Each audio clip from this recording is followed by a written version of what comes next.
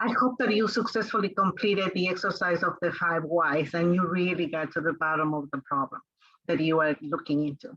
So let's just review my idea of like improving the, increasing the number of days that I exercise. I already tried to track the days that I exercise on my calendar.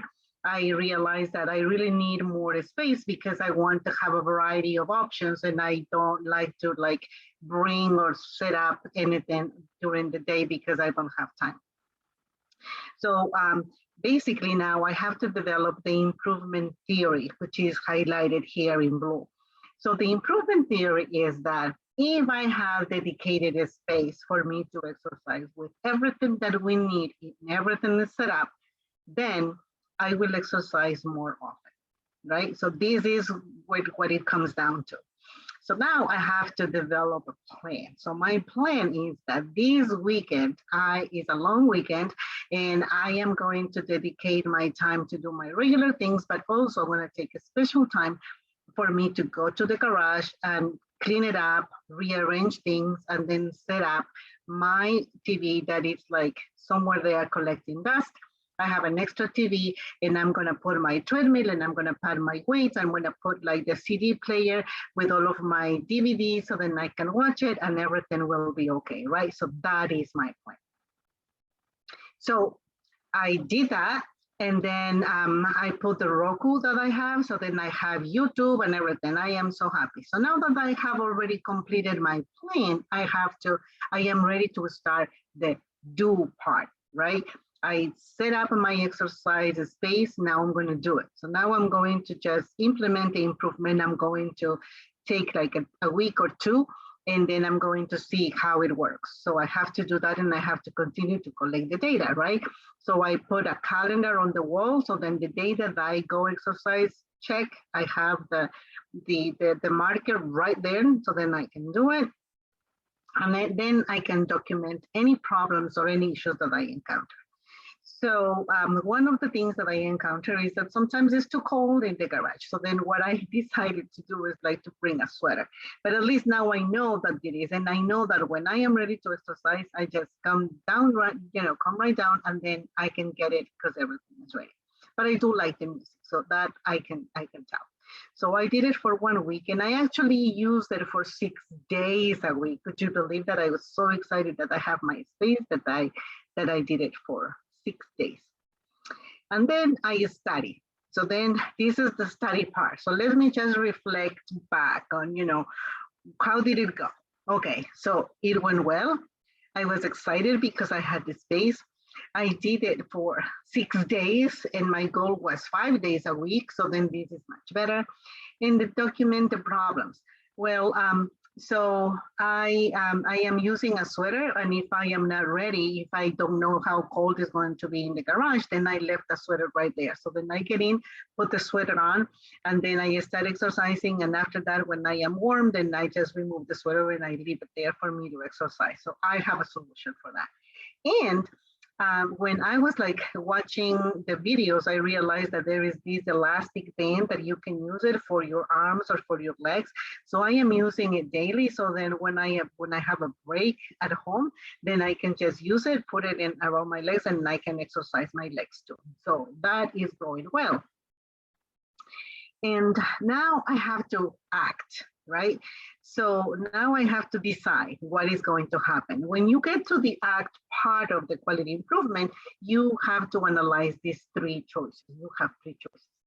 You either adopt, so everything works, it's great. Now I'm going to standardize it, right? So now I'm going to adopt it. I'm going to standardize it. I'm going to set up my alarm every day, Monday through Friday, and now it's going to be like at 6 a.m. So then I have my exercise clothes ready. I'm going to put them on, go downstairs, and I'm ready to go. So this is now going to be part of my routine. That is the key here, right? We are going to make it part of the routine. So then this is what's going to happen every day, all of the weekdays. Yeah, I'm going to adopt it. But say that, for some reason, there is one thing that needs to be changed. I need to tweak it a little bit. So part of it worked and other parts didn't work. Then I will have to adapt. That basically means that, I may have to, like, if I realize that the music was too loud for the neighbors, and that is not gonna go well because I get up at 5 o'clock in the morning. I don't, but I'm saying, in the example, if I wanted to get up at 5 o'clock in the morning and then the music is too loud, I may have to go back to the do. Maybe I need to do something else, right? So maybe I need to get like the headset or something, and I don't know if that will work, but I have to go back to the do. I have to figure out that improvement and then study and then come back to the decision, right? And then the last option when you are in the act part of the PDSA is that you abandon. If it didn't work out at all, because either I didn't have enough information, I didn't have the right improvement idea, or I realized that, I don't know, that, sometimes that happens. Sometimes that happens that, it just doesn't work. Then I have to abandon. Then this idea, this improvement idea that I had didn't work out, then I will have to abandon. And that means that now I have to go back to the plan. I may have additional data. I may have to include other people. I may have to do some changes. And then, this is how the cycle goes. So what do you think? Does it work? So let's see. So in my PDSA, so my aim statement, so this is how we analyze it, how it went, right? So my PDSA said that I want to increase the exercise days from 3 to 5. I have the time frame, the who's going to do it, the measure, and the start and the end. And then the improvement is that now I exercise 6 days a week. So that was 100% increase because it's, I did it 3 days and now I'm doing it 6. So then this is great. I really exercise. Well, I enjoy it. So this is good. And in the analysis also includes that, well, I really like the music. I like the different types of music that I can play it with a remote. Perfect. I got those bands that you can put it around your legs, and I have new tricks. So this is my adopt. This is my standard new routine. So the next step, I will track the days for like 1 full month and see how I'm doing. And I will, evaluate things from there. If it's working well, I continue. And I made it part of my routine. So now I am all set. And then, I will have to do the next PDSA will be about something else because I had resolved it. But if in 2-3 months after that, I put that as part of my routine, it doesn't work, or it's the summer and now I need to change it a little bit. So then I can look at it again, right? And that is how you do the PDSA. So when you are doing like an exercise or like a project at work, it's really, really helpful for you to document it because you want to show it that it actually worked, right? So then you can just put a chart. You can design a chart where it's like, week 1, week 2, week 3, and, or then maybe you just keep track for a month and then you show it 1 month, what was it before and what was it after. Because this is the reason why this is called quality improvement, because you have a measure and you can actually say, this changed from this number to this number, from this percent to this other percent. So that is, it has to be measurable in order to be called quality improvement. So having a chart and then sharing it with everybody is really, really important. So are you ready to do your PDSA? I hope that you are. Use the handout to the plan and name statement, do an individual QI and then try it with a small group or do it with a family. Maybe like all of you as a family want to increase, improve something, so then you can do that. You can organize your laundry or read a book or plan your meals for the week or anything that you need. So share your experience and feel free to email me with any questions. I will be more than happy to respond to you. If you need some technical assistance, I am happy and I am available to do it, so just contact me. So just a quick review. The root cause, the 5 whys that we use, the tool of the 5 whys is to help us identify the root cause of the problem, like what you see in the iceberg. When you get to the root of the problem, that is a real improvement, okay? You have to measure it in order to be quality improvement. It has to be measured. You have to have the number before and after, and then you can conclude whether or not it's in fact an improvement. There's many other tools that you can use for quality improvement. There's no time for us to do that, but some of them we're going to see it is like the Gantt chart, which probably you know about it. And remember, quality improvement is an ongoing thing. You do it one project at a time, and then once you are done with that, then you can take on another project, or you may have to do small improvements over time. So the quality improvement is called continuous quality improvement, so CQI. So this is an ongoing thing that you do it at work. You can do a little QI, an individual QI, or you can do a big QI with a team at work. You know, the concept is the same. In public health, there is this framework, the performance improvement framework, and quality improvement is one of them. So it's even related to research. Why? Because in quality improvement, you collect the data that is going to help you determine research, whether or not you need to research more on one particular issue, and you already have data to get you started. And it's also related to evaluation, because evaluation is also important. No matter what project you are doing at home or at work, you should evaluate it. You need to figure out if it's working. And doing the quality improvement is the first step in that direction, okay? And then again, you know, depending on the size and the complexity of the project that you have selected, the PDSA is something that you do it on a continuous basis, right?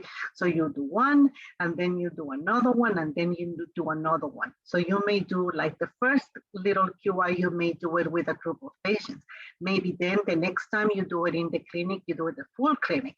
And maybe after that, then you do it in like the 3 different clinics that you have in one particular city, and then you do it as the whole state. So then, you know, there is a progression here that we talk about when we do the PDSAs. So I hope that this was informative, that you remember the tools that we talked about. The fishbone is another one. It's like similar to the 5 whys. It's a little more complicated, but you still have the same idea that you have the why question, and then you do the why question about the method, about the environment, about the measurement, and the material. So then you do these 5 whys on the specific parts of the process, and then you put them like this in this format, and that's why it's called the fishbone. And there is also the prioritization matrix. So this is a matrix where if you are not sure which project to do, right? Then you will start thinking about, well, let's see. So if I have 4 or 5 ideas for the project, what is going to be the most important that's going to give me the biggest gain with the lowest effort, right? That's what we have. So we have here, in one end, it's not worth the effort because it's too much effort and not enough gain. The potential quick hits is like, okay, so let's do these things because they are easy to do and it's like a quick gain. And then these other quadrant, it says, is it worth the effort? Let's see, maybe not, so we have to measure that. And then the potential home run, so then the efforts or the projects that are like high impact and the lowest effort, then those are the ones that we want to prioritize. That's why this is called the prioritization matrix. And finally, when you need to implement it, implementation is key. You definitely need to talk about and think about and planning how you're going to implement it and how you track it. Somebody has to be in charge of the implementation and make sure that it is still happening. So there is this very simple table that you can do it in Word or in Excel. You put the issue. So the issue is tracking the days on the calendar. The action is the tracking. Who is going to do it? Who is the owner of the issue? And when that is supposed to happen. So if you make a list of all of the things that need to be done, and then you put all of the names from the team who volunteer or are responsible for doing this, then you will have a list and then you can go back to it. It's very easy to, forget to do the implementation and forget to track. So this is one easy tool that you can do. And, and then once you have changed, you have improved your process, you can definitely do the actual flow chart with the current, with the final process so that everybody is aware of it, and then you share it, you post it in a visible place, and, so then everybody is aware of what happens. And basically, that is how you use quality improvement at work and in your life. I hope that you learned something from here. If you need more assistance, please feel free to contact me. Again, Magali Angeloni at New England Institute of Technology. Have a fantastic day.